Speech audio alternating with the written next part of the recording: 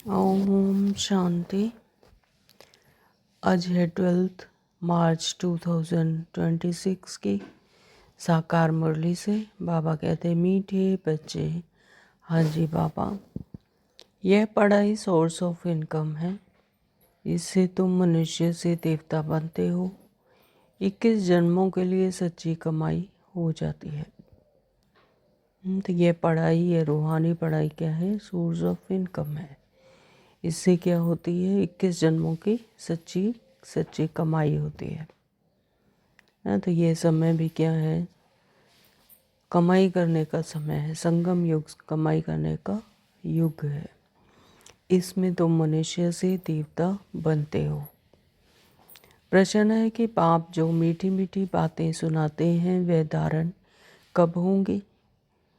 उत्तर दिया है, जब बुद्धि पर परमत व मनमत का प्रभाव नहीं होगा।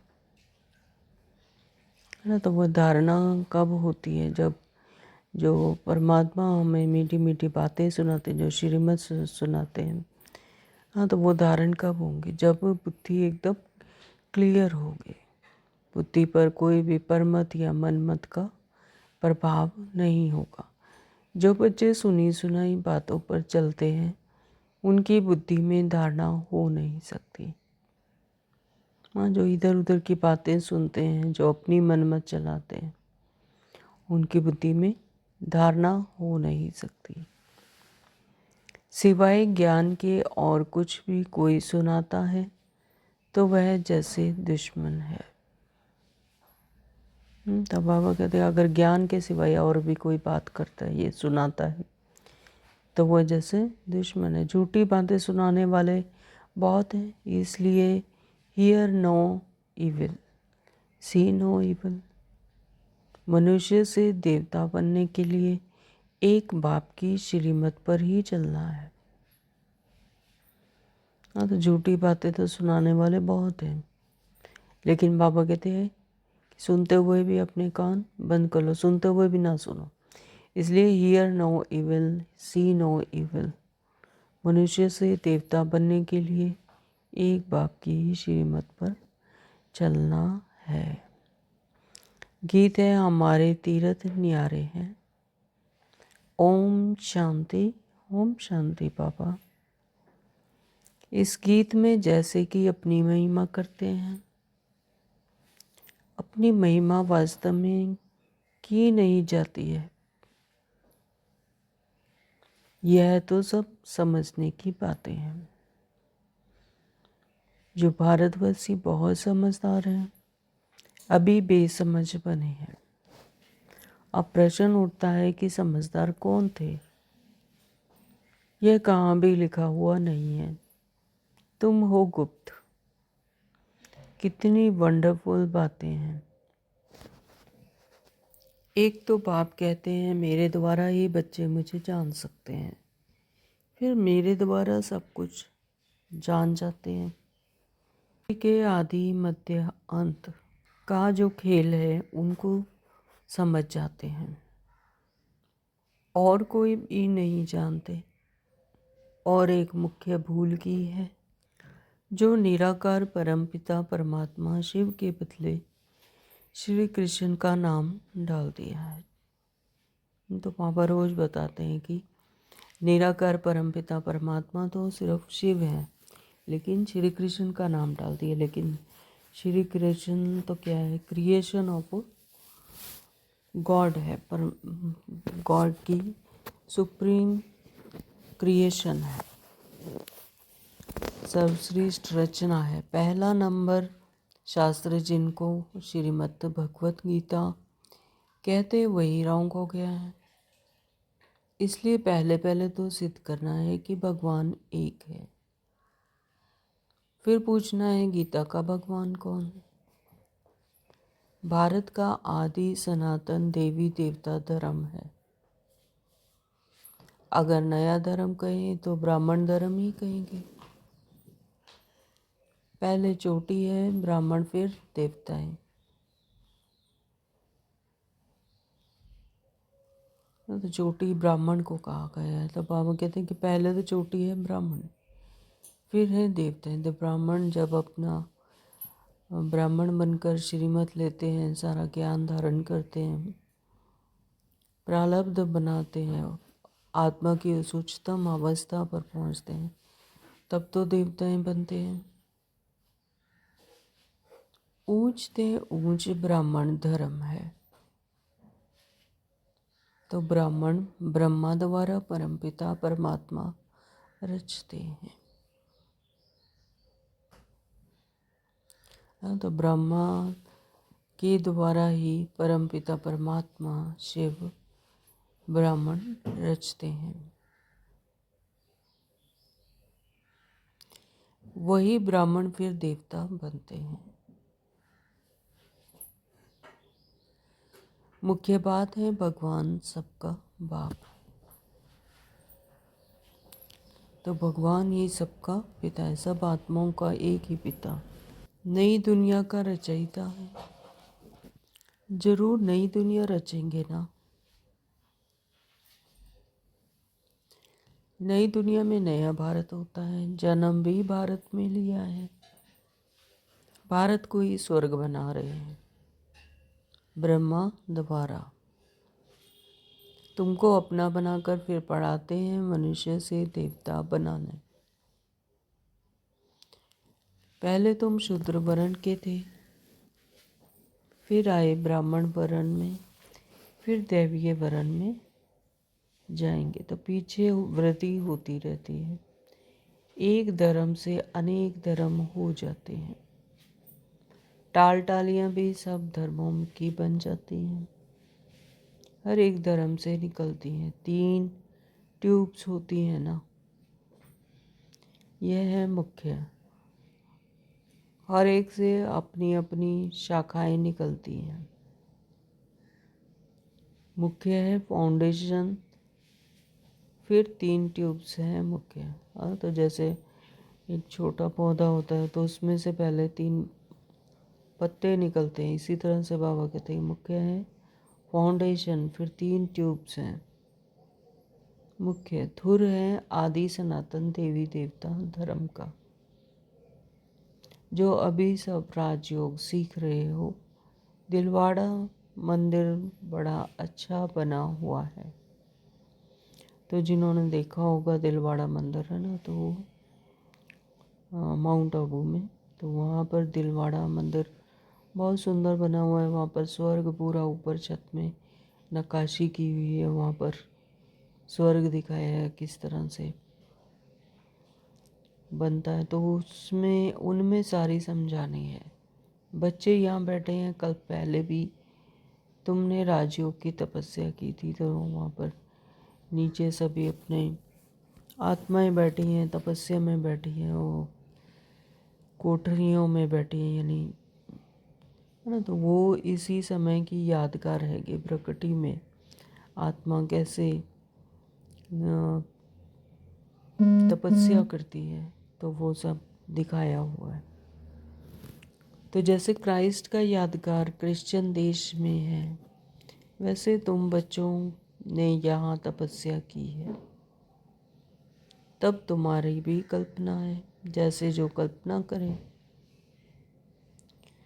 तुम्हारे लिए भी कहते हैं यह चित्र आदि सब कल्पना से बनाए हैं।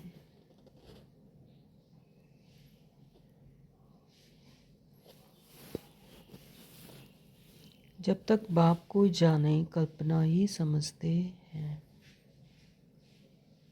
परमपिता परमात्मा स्वयं आके ज्ञान नहीं देते। जब तक हम श्रीमत नहीं लेते, जानते नहीं है ना, तब तक वो कल्पना ही लगती है। तो कल्पना ही समझते हैं।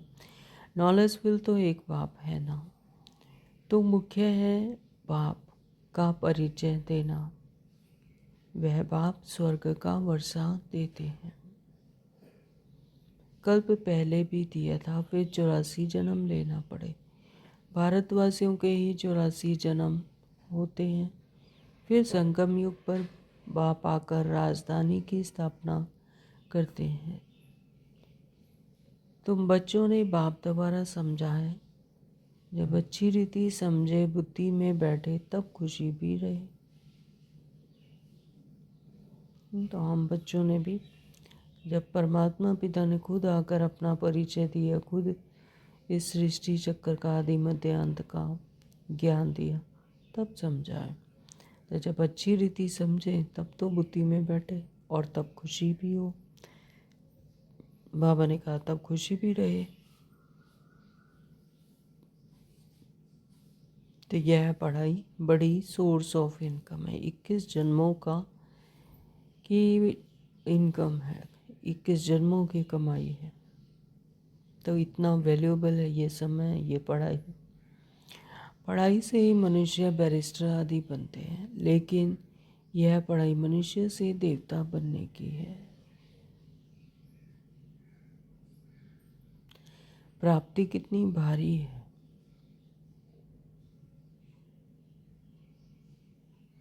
तो प्राप्ति कितनी भारी, मनुष्य से क्या बनते, देवता। इन जैसी प्राप्ति कोई करा ना सके। ग्रंथ में गाया हुआ है, मनुष्य से देवता किए करत ना लागी वार।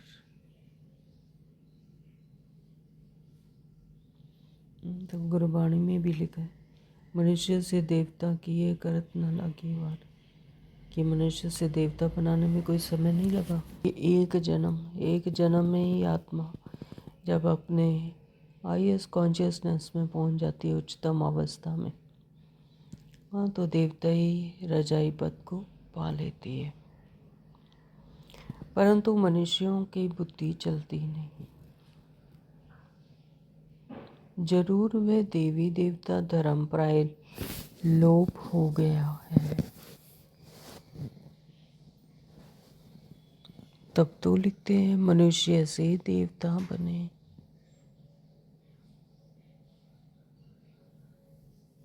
से देवता बनते हैं कि देवता धर्म क्या हो गया, प्राय लोप हो गया। देवता है ही नहीं। कलयुग में देवता नहीं होते और सतयुग में असुर नहीं होते, मनुष्य नहीं होते, मन की मत पर चलने वाले नहीं होते। तो दोनों में ये डिफरेंस है। तब तो लिखते हैं मनुष्य से देवता बने। देवताएं सतयुग में थे, उन्हों को जरूर भगवान ने संगम पर रचा होगा, है ना। तो देवताएं ऐसा तो नहीं है कि सतयुग में जाकर रचेंगे, यहीं पर रचेंगे। तो सतयुग में प्रारब्ध भोगते हैं। तो यह नहीं जानते गुरु नानक ने भी परमात्मा की महिमा गाई है। उन जैसी महिमा कोई ने नहीं गाई है, इसलिए ग्रंथ को भारत में पढ़ते हैं। तो गुरु नानक साहिब ने भी परमात्मा की बहुत महिमा गाई है। गुरु नानक का कलयुग में अवतार होता है, वह है धर्म संस्थापक। रजाई तो पीछे हुई है, बाप ने तो यह देवी देवता धर्म स्थापन किया है। वास्तव में नई दुनिया ब्राह्मणों की ही कहे, चोटी बल ब्राह्मणों की है, परंतु राजधानी देवी देवताओं से शुरू होती है। हाँ, तो चाहे चोटी बल ब्राह्मणों की है, ब्राह्मणों को उच्च कहा जाता है, सबसे सर्वोत्तम कहा जाता है, सर्वश्रेष्ठ कहा जाता है, लेकिन जो राजधानी है वो देवी देवताओं से शुरू होती है। ब्राह्मणों को सर्वश्रेष्ठ इसलिए कहा जाता है, ब्राह्मण परमात्मा के बिल्कुल सम्मुख हैं, है ना। और ब्राह्मण जो है उनको पूरी अवेयरनेस होती है इस सृष्टि चक्कर की, तीनों लोकों की, परमात्मा की, आत्मा की। देवी देवताएं तो रॉयल बुद्धू होते हैं, उन्हें आत्मिक स्मृति तो होती है, लेकिन परमात्मा को याद नहीं करते, है ना। तो और तीनों सृष्टि की, तीनों लोकों की ये अवेयरनेस वहाँ पर विस्मृति हो जाती है। चारों युगों की ये विस्मृति हो जाती है। तो डाउनफॉल है देवी देवता धर्म। देवी देवता यानी सतयुग में ये अवेयरनेस नहीं रहती, वहाँ विस्मृति हो जाती है। वास्तव में नई दुनिया ब्राह्मणों की ही कहे, छोटी बल ब्राह्मणों की है, परंतु राजधानी देवी देवताओं से शुरू होती है। तुम ब्राह्मण रचे हुए हो, तुम्हारी राजधानी नहीं है।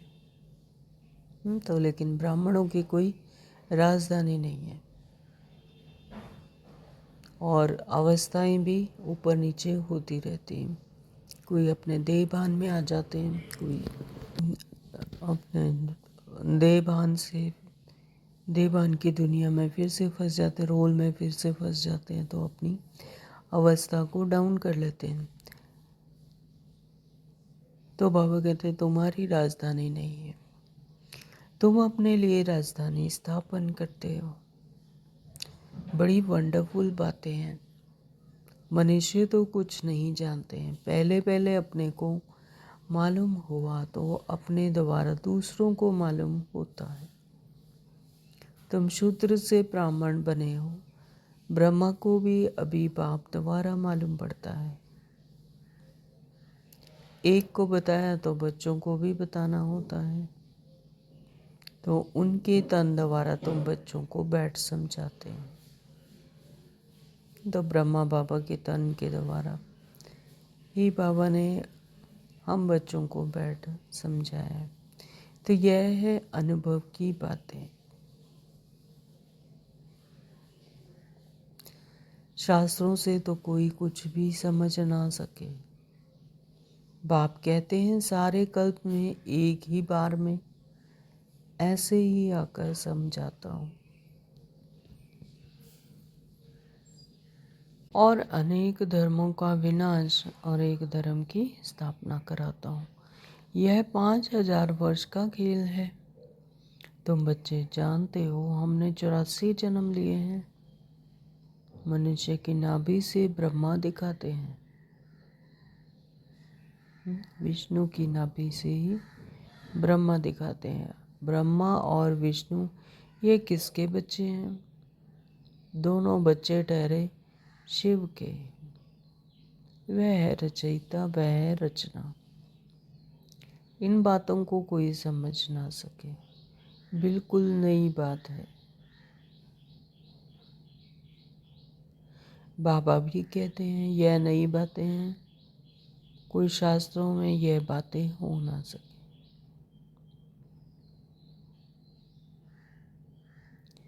ज्ञान का सागर बाप है, वही गीता का भगवान है। भक्ति मार्ग में शिव जयंती भी मनाते हैं, सतयुग त्रेता में नहीं मनाते हैं, है ना। तो सतयुग त्रेता में ना तो अवेयरनेस होती है, ना ही वहाँ पर परमात्मा को याद करते हैं। क्यों? क्योंकि अपनी उच्चतम अवस्था में होती है आत्मा, और सुख शांति आनंद संपन्नता में है, वहाँ दरकार ही नहीं, है ना। तो वहाँ पर कोई जयंती आदि भी नहीं मनाते हैं। तो ये सब कहाँ मनाते हैं? भक्ति मार्ग में शिव जयंती भी मनाते हैं। और भक्ति कब से शुरू होती है? द्वापर से, जब अपने आप को, अपने मूल गुणों को भूल जाते हैं। तो जरूर संगम पर ही आते होंगे। तो बाबा कहते हैं सतयुग त्रेता में नहीं मनाते, संगम पर ही आते होंगे। कौन? शिव बाबा। तो यह बातें तुम समझते जाते हो और समझाते रहते हो। जो समझाने वाले बाप की ही महिमा है ना। संगम की यादें ही यहाँ पर फिर द्वापर युग से वो त्योहार के रूप में, जयंती के रूप में मनाई जाती है। द्वापर युग में जैसे जैसे समृद्धि आती है, त्रेता में तो किसी भी तरह का कोई जयंती आदि मनाते नहीं, है ना। तो वहाँ पर तो कोई समृद्धि नहीं होती, विस्मृति हो जाती है। लेकिन जब द्वापर युग में जब धीरे धीरे समृद्धि आनी शुरू होती है, तो संगम युग की यादें ही वहाँ पर त्योहार बन जाती हैं। तो यह बातें तुम समझते जाते हो और समझाते रहते हो। तो जो समझाने वाले बाप की महिमा है, तो वह बच्चों की होनी चाहिए। तुमको भी मास्टर ज्ञान का सागर बनना है। तो परमात्मा पिता ही करण करावनहार है ना। हम बच्चों को क्या बनाते हैं, निमित्त बनाते हैं। तो मास्टर ज्ञान का सागर बनना है, प्रेम का सागर, सुख का सागर यहाँ बनना है। तो परमात्मा पिता क्या है, प्रेम का सागर, सुख का सागर, स्नेह का सागर, ज्ञान का सागर है ना। तो बाबा कहते यही पर तुम्हें भी यही बनना है और किसी को दुख नहीं देना है, बहुत मीठा बनना है। तुम जो कड़वे एकदम जहर मिसल थे, सो तुम वाइसलेस ब्राह्मण बन रहे हो, है ना। तो जब अपने आप को भूल गए, तब अपने मूल गुणों को भूल गए, सुख, शांति, आनंद, ये आत्मा के मूल गुण थे। लेकिन जब अपने आप को ही भूल गए, अपनी आत्मिक समृद्धि भूल गई, तो फिर क्या बन गए, जैसे कड़वे जहर। बाबा कहते एकदम जहर मिसल बन गए। तो तुम जहर मिसल थे, तो सो तुम वॉइसलेस ब्राह्मण अब बन रहे हो। हाँ, तो जैसे ही अपनी समृद्धि आई, तो फिर तुम क्या बन गए, प्रेम का सागर, सुख का सागर, ज्ञान का सागर। हाँ, तो ईश्वर की संतान बन रहे हो। तो जैसे ईश्वर है, जैसे परमात्मा है, तो उसकी संतान भी वैसे ही है। उससे वॉइसलेस देवता बन रहे हो। आधा कल्प तुम पतित बनते बनते अभी बिल्कुल जड़ जड़ी भूत अवस्था को पाए हुए हो। सड़े हुए कपड़ों को सटका लगाने से फटकर चीर चीर हो जाते हैं। यहाँ भी ज्ञान से सटके लगाओ तो पुर्जा पुर्जा हो जाते हैं।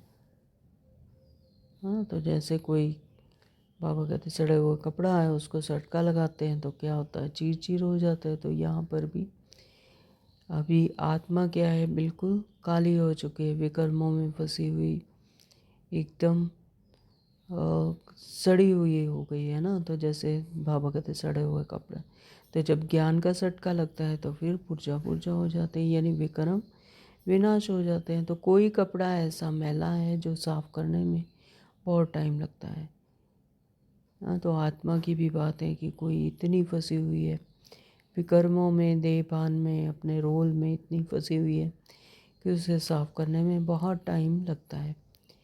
फिर वहाँ भी हल्का पद मिल जाता है। तो जिसको जितना ज़्यादा समय लगेगा, जो अपने आत्मिक समृद्धि में आने में जितना ज़्यादा समय लगेगा, तो फिर वहाँ पर भी उसको उसी तरह का पद मिलेगा।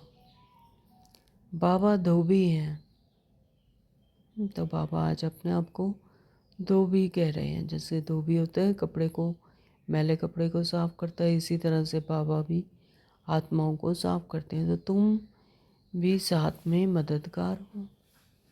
धोबी भी नंबरवार होते हैं, यहाँ भी नंबरवार है। धोबी अच्छे कपड़े साफ ना करे तो कहेंगे ना कि यह तो जैसे हजाम है। आजकल कपड़े साफ धुलाने सीखे हैं, आगे गावड़ों में तो बहुत मैले कपड़े धुलाई होते थे। यह हुनर भी बाहर वालों से आया है। बाहर वाले कुछ इज्जत देते हैं, पैसे आदि की मदद करते हैं, जानते हैं यह बड़ी बिरादरी वाले हैं, ये नीचे गिरे हैं, गिरने वालों पर तरस पड़ता है ना। तो बाप कहते हैं तुमको कितना धनवान बनाया था, माया ने क्या हालत कर दी है। तुम अभी समझते हो हम विजय माला के थे, फिर 84 जन्म ले ये जाकर बने हैं। वंडर है ना।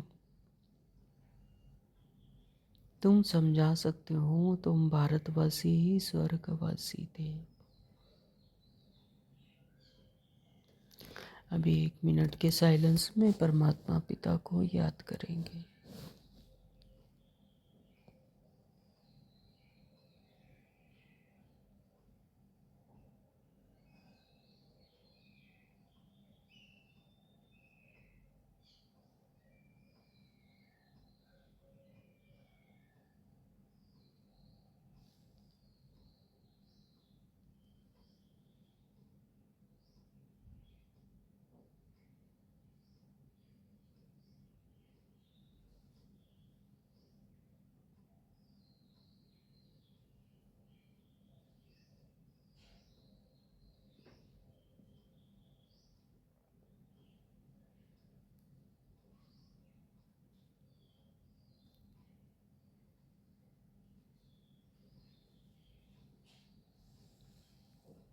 ओम शांति।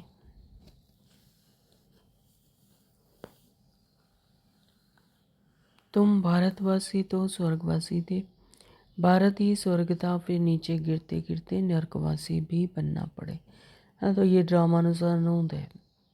कोई चीज़ ब्रांड न्यू है तो धीरे धीरे वो पुरानी होती जाती है। इसी तरह से आत्मा भी अपने आत्मिक समृद्धि खो देती है तो फिर भूल जाती है, तो फिर नरकवासी यानी कलयुगी बन जाती है। तो अब बाप कहते हैं पवित्र बन, स्वर्गवासी बनो, मन मना भव। तो मन ही परमात्मा को सौंप दो, अपना सब सम्मान परमात्मा को सौंप दो। बाबा कहते हैं तो फिर स्वर्गवासी बनो, पवित्र बन, स्वर्गवासी बनो। मन बुद्धि संस्कार सब परमात्मा को सौंप दो। शिव भगवानो वज मामेकम याद करो। तो किसने कहा ये? शिव भगवान वज। शिव भगवान ने कहा कि मामेकम याद करो, मुझे याद करो। याद की यात्रा से तुम्हारे सब पाप नष्ट हो जाएंगे। तो जो जितना जितना याद करते हैं, याद की यात्रा में रहते हैं, तो जो सब देवान के जो विक्रम है वो सब नष्ट हो जाएंगे। शास्त्रों में लिखा है श्री कृष्ण ने भगाया पटरानी बनाने। तो शास्त्रों में लिख दिया कि श्री कृष्ण ने भगाया पटरानी बनाने। तो यही वो समय है जब तुम सब पढ़ रहे हो और पटरानी बन रहे हो, परंतु इन बातों को कोई समझ नहीं सकते। अब बाप ने आकर बच्चों को समझाया है। बाप कहते हैं मैं कल्प कल्प तुमको समझाने आता हूँ। तो पहले भगवान एक है यह सिद्ध कर फिर बताओ गीता का भगवान कौन है।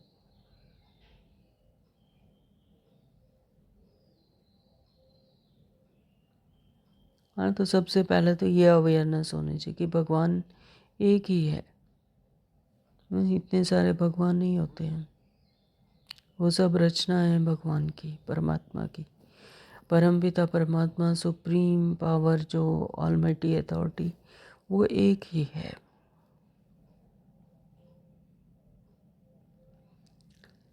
और गीता जो सच्ची सच्ची गीता जो परमात्मा सुनाते हैं वो ये है। इसी समय पर जो श्रीमत देते हैं, हाँ, ये मुरली के द्वारा 4 पेज की ये मुरली, इसके द्वारा सत्य सच्चे सच्ची सच्ची गीता सुनाते हैं। राजयोग किसने सिखाया है? स्वयं परमपिता परमात्मा ने। तो भगवान ही ब्रह्मा द्वारा स्थापना कराते हैं और विनाश फिर पालना कराते हैं। तो विनाश किसका करना है? विकर्मों का, अपने पुराने संस्कार असुरी संस्कारों का। फिर पालना कराते हैं। तो यह जो ब्राह्मण है वही फिर देवता बनते हैं। यह बातें भी समझ में उन्हों की आएंगी जिन्होंने कल पहले समझा है। तो ये भी ड्रामानुसार नूंद है, ये उन्हें ही समझ आएगी जिनका कि सतयुग में नूंद है आना, है ना। तो जिन्होंने कल्प पहले भी समझा है वही समझेंगे, उनको ही कशिश होगी। सेकंड बाय सेकंड जो हुआ इस समय तो समझेंगे, इस समय तक समझेंगे। ड्रामा में तुम्हें बहुत पुरुषार्थ करना है, यह तो बच्चे समझते हैं। अभी हमारी वह अवस्था नहीं हुई है, टाइम लगेगा। तो वो एक रस अवस्था जिसमें परमात्मा भूले ही नहीं, तो ऐसे अवस्था बनने में बाबा कहते हैं टाइम लगेगा। कर्मातीत अवस्था हो जाए तो फिर सब नंबर 1 पास हो जाए, फिर तो लड़ाई भी लग जाती है, आपस में खिटपिट चलती ही रहेगी। तुम जानते हो जहाँ तहाँ देखो लड़ने की तैयारियां कर रहे हैं। सब तरफ तैयारियां कर रहे हैं। तुमने जो कुछ दिव्य दृष्टि से देखा है वह फिर इन आंखों से देखना है। विनाश का साक्षात्कार किया है, फिर वैसे आंखों से देखेंगे। स्थापना का भी साक्षात्कार किया है, फिर प्रैक्टिकल में रजाई भी देखेंगे।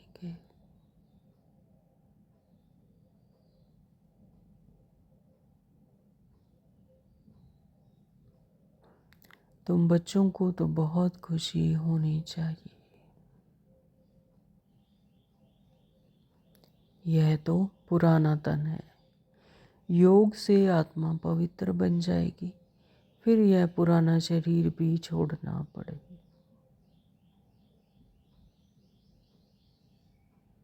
ना। तो जैसे ही योग से, परमात्मा के कनेक्शन से ये आत्मा सतो प्रधान बनती है, तो फिर उसे शरीर भी सतो प्रधान ही चाहिए। तो फिर यह पुराना शरीर छोड़ना है। 84 जन्मों का चक्र पूरा होता है, फिर जरूर सबको नए शरीर मिलेंगे। यह भी समझने की बहुत सहज बातें हैं।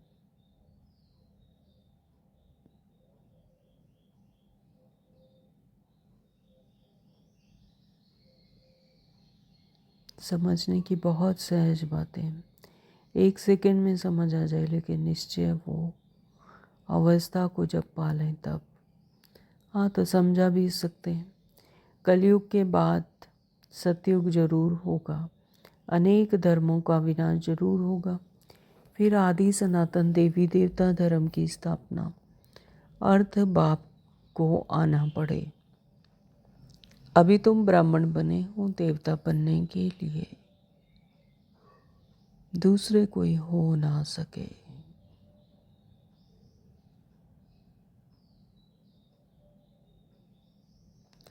तो जिसके ड्रामानुसार नोंद है वही फिर ब्राह्मण बने हैं, फिर देवता बनेंगे, तो दूसरे कोई हो ना सके। तो तुम जानते हो हम शिव बाबा के बने हैं। शिव बाबा हमको वर्षा दे रहे हैं। शिव जयंती माना ही भारत को वर्षा मिला। शिव बाबा आया, क्या आकर किया? इस्लामी, बौद्धी आदि ने तो आकर अपना धर्म स्थापन किया। बाप ने आकर क्या किया?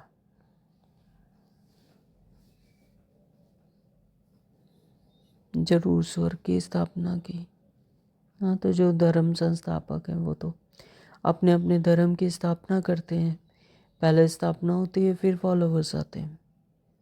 हाँ, तो फॉलोवर्स जब उस धर्म को मानने लगते हैं, अपनाने लगते हैं, तो फिर फॉलोवर्स बनते हैं।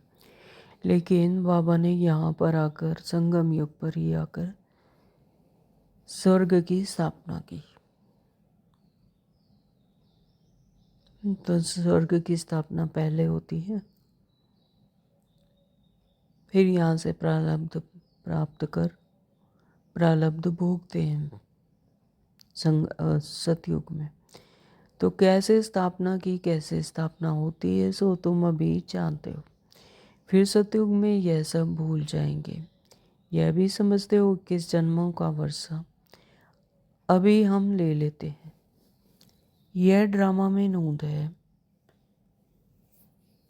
भल वहाँ समझेंगे यह बाप है, यह बच्चा है, बच्चे को वर्षा मिलता है, परंतु यह प्रारब्ध है अभी की। सच्ची कमाई कर 21 जन्मों के लिए तुम वर्षा अभी पा रहे हो।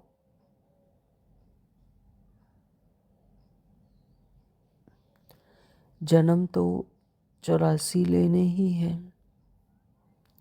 सतो प्रधान से फिर सतो, फिर रजो, फिर तमो में आएंगे। तो 84 जन्म भी वही पूरे लेते हैं जो सतयुग में आते हैं। तो जो अपनी हाईएस्ट कॉन्शियसनेस की अवस्था को अचीव करते हैं, तो वही फिर पूरे 84 जन्म भी लेते हैं। बाबा कहते सतो वरदान से फिर सतों में, फिर रजों में, तमों में आएंगे, चारों ही अवस्थाओं को पाएंगे। तो यह अच्छी रीति याद करने से फिर खुशी में भी रहेंगे। जितना अच्छी रीति से याद करेंगे तो फिर उतना ही कशिश होगी, उतनी ही खुशी में भी रहेंगे।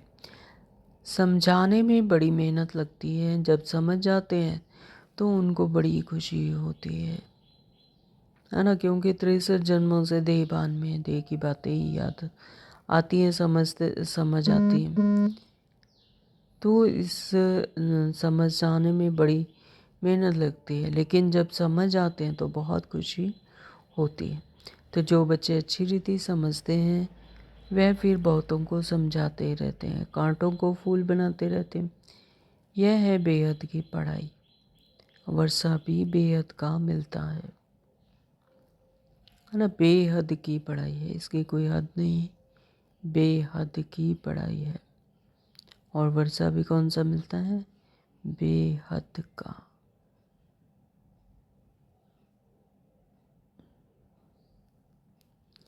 फिर इसमें त्याग भी बेहद का है। गृहस्थ व्यवहार में रहते सारी दुनिया का त्याग करना है, क्योंकि तुम जानते हो यह पुरानी दुनिया खत्म होनी है, अब नई दुनिया में जाना है। इसलिए बेहद का संन्यास कराते हैं। सन्यासियों का है हद का संन्यास और उनका है हठ योग। इसमें हठ की बात नहीं रहती।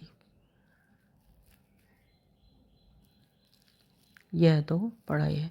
जो सन्यासी होते हैं वो गृहस्थ व्यवहार, गृहस्थी छोड़कर चले जाते हैं, जंगलों में रहते हैं, है ना। तो वहाँ पर कई तरह के तप करते हैं, हठ योग करते हैं, एक ही अवस्था में बैठते हैं, एक ही मुद्रा में बैठते हैं और एक टांग पर खड़े हो जाते हैं ना, वस्त्र त्याग देते हैं।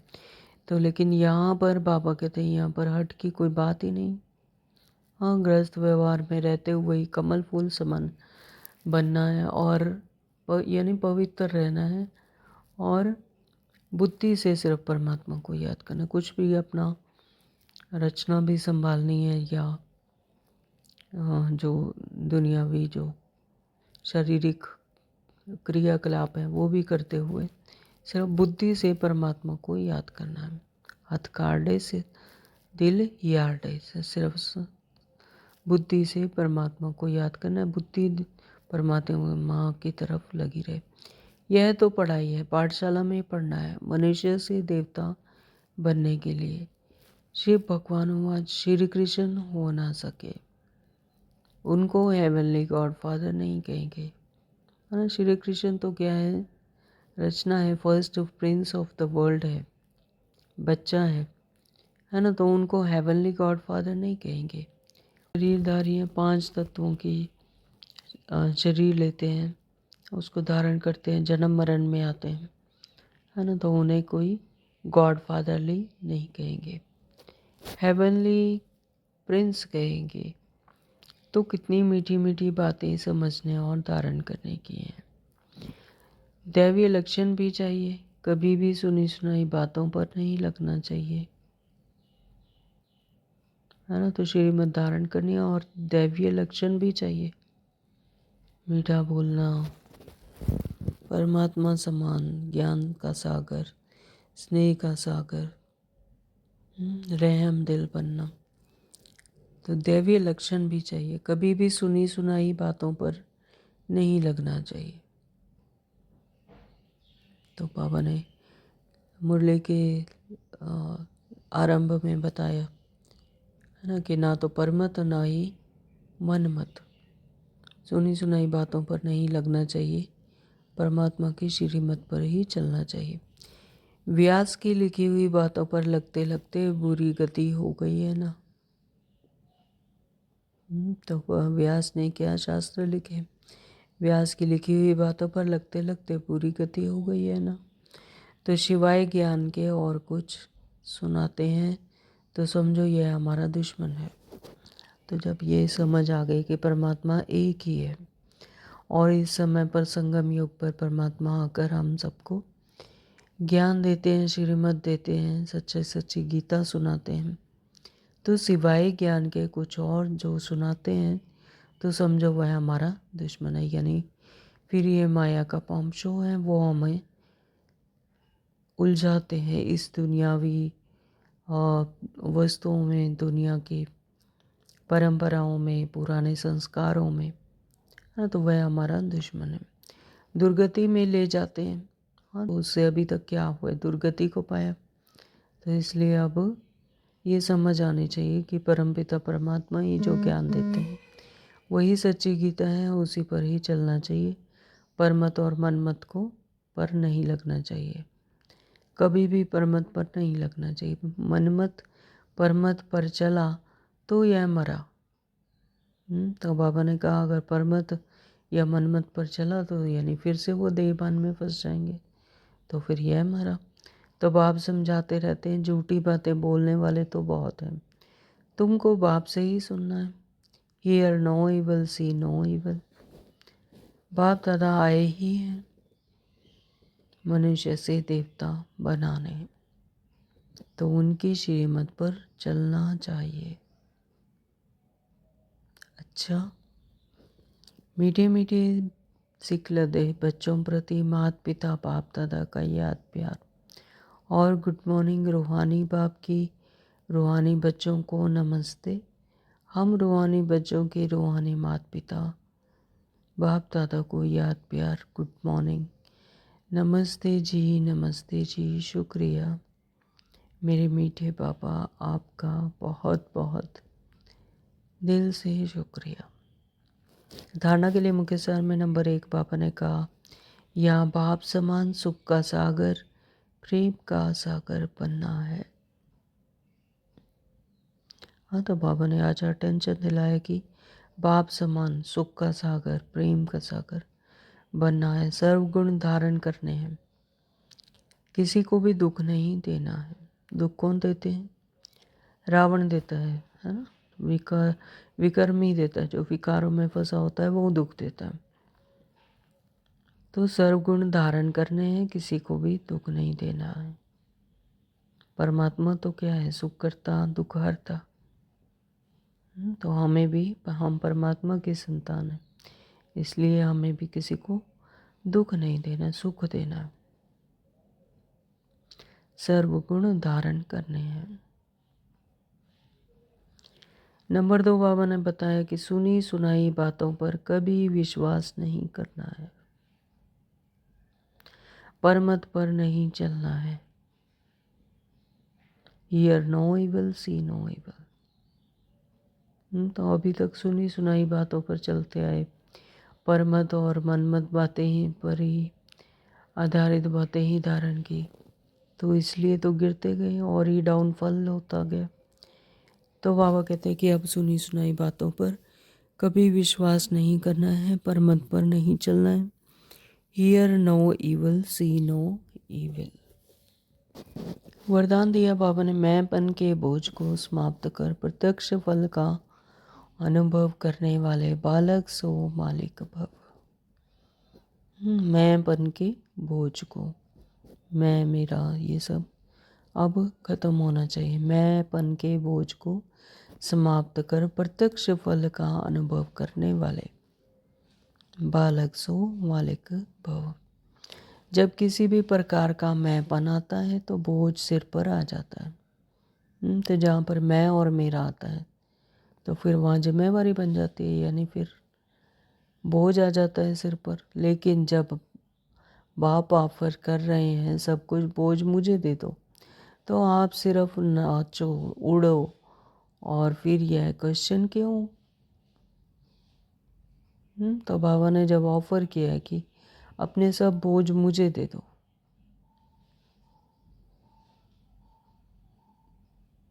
तो फिर आपको क्या करना है? बाबा कहते हैं नाचो, उड़ो, है ना। फिर यह क्वेश्चन क्यों की सर्विस कैसे होगी, भाषण कैसे करेंगे? आप सिर्फ निमित्त समझकर कनेक्शन पावर हाउस से जोड़कर बैठ जाओ। करण करावन हार भी परमात्मा साथ है। तो बाबा कहते कि क्यों क्या के क्वेश्चन मत उठाओ कि सर्विस कैसे करेंगे, भाषण कैसे होगा, है ना। क नहीं कहना। तो आप सिर्फ निमित्त समझकर कनेक्शन पावर हाउस से जोड़कर बैठ जाओ। करण करावनहार अपने आप ही पावर देंगे, शक्ति देंगे, अपने आप ही कराएंगे। हम क्या हैं, कठपुतलियाँ हैं। दिल शिकस्त नहीं बनो तो बाप दादा सब कुछ स्वतः करा देंगे। दिल शिकस्त नहीं बनना है, उमंग उत्साह में रहना है। हाँ, तो सब कुछ स्वतः बाप दादा करा देंगे।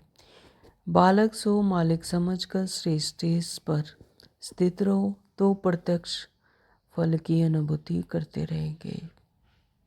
बालक सो मालिक, बालक बनकर श्रीमत को धारण करना और मालिक बनकर उनको इम्प्लीमेंट करना, है ना। तो बालक सो मालिक समझकर श्रेष्ठ स्टेज पर स्थित रहो तो प्रत्यक्ष फल की अनुभूति करते रहेंगे। स्लोगन दिया बाबा ने, ज्ञान दान के साथ साथ गुणों का दान करो तो सफलता मिलती रहेगी। तो ज्ञान दान तो करते ही हैं बाबा, कहते साथ साथ गुणों का दान भी करो। हाँ, तो अपने प्रैक्टिकली लाइफ में गुणों का दान, स्नेह, उत्साह, उमंग, धैर्यता, तो ये क्या है, गुण हैं आत्मा के। तो इन्हों का भी गुणदान करो तो सफलता मिलती रहेगी। ओम शांति। आज के ये अव्यक्त इशारे हैं। निश्चय के फाउंडेशन को मजबूत कर सदा निर्भय और निश्चिंत रहो। कैसी भी कड़ी परिस्थिति हो, लेकिन खेल समझने से कड़ी समस्या भी हल्की बन जाती है। आत्मिक समृद्धि में जितना जितना रहेंगे कि मैं हूँ ही आत्मा और साक्षी होकर सब परिस्थितियों को देखेंगे, तो फिर सब क्या लगेगा, खेल लगेगा। तो खेल समझने से कड़ी समस्या भी हल्की बन जाती है। कई बच्चों में हिम्मत है, इसलिए कोई भी बात होती है तो कहते हैं हाँ करेंगे, सोचेंगे। हिम्मत तो है लेकिन फेथ नहीं है ना। तो जहाँ पर फेथ होता है फिर करेंगे, करेंगे नहीं फिर करते हैं। फेथफुल के बोल ऐसे नहीं होते कि देखेंगे, करेंगे, सोचेंगे। फेथफुल का अर्थ ही है मन वचन कर्म, हर बात में निश्चय बुद्धि।